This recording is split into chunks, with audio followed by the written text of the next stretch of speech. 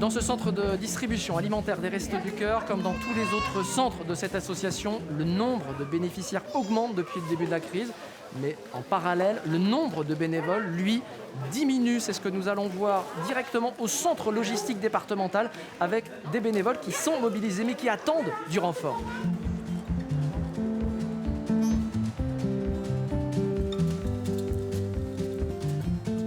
Eric, vous êtes bénévole ici. Pourquoi vous engagez pour les restos? Je suis à la retraite depuis le mois de novembre, donc il faut avoir une activité. On ne peut pas rester à rien faire non plus.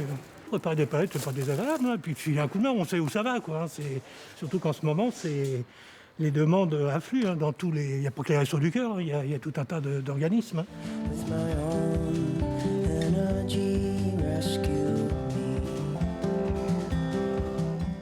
On passe maintenant dans le bureau de coordination avec le coordinateur de l'entrepôt et le référent des bénévoles. C'est à lui qu'on va demander où en est cette situation pour les bénévoles et quels sont les besoins prioritaires. Alors, en référent bénévole, quand on est ici, nous, nos besoins, c'est des chauffeurs. Johan me le disait tout à l'heure, lui, l'équipe, ça tourne à... Il te faut au moins 70 chauffeurs 70 bénévoles. chauffeurs, ouais, c'est ça. Et on est aujourd'hui plutôt à 55, donc... En préparation de commande, il y a des besoins aussi pour renforcer l'équipe.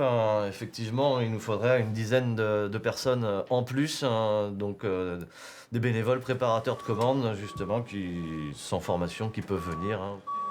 On le dit souvent, mais ce qu'il nous faut, c'est des gens qui, quand ils s'engagent, ils nous disent j'ai 4 heures de disponibles tous les lundis, les premiers lundis du mois, par exemple. Ils se tiennent à ça, et pour nous, c'est de l'or. Après, c'est plus ça qui nous intéresse, quelqu'un qui est régulier, sur qui on peut compter, que quelqu'un qui nous dise je peux venir tous les jours, mais on ne sait jamais à quelle heure il va arriver, à quelle heure il va partir.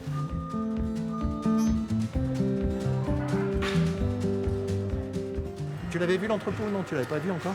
Non, pas encore en détail, on va dire. Pas dans le détail. Ouais. Ça reste impressionnant. Ouais, oui, c'est vrai que quand il faut envoyer tout ça sur toute la Loire-Atlantique... Et il faut imaginer aussi que le 44, c'est un gros département pour les Restos du Cœur. Ouais. C'est un des plus gros de France, alors ça demande... On vous retrouve là, au milieu de l'entrepôt encore, et Clément, alors vous êtes étudiant, c'est important de vous engager pour les restos? Oui, je suis du coup étudiant à la fac de Nantes.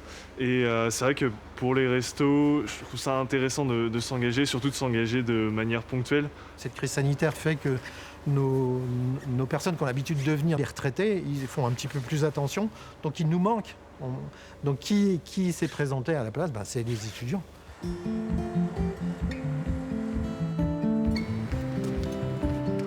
Ça y est, c'est le dernier colis pour vous.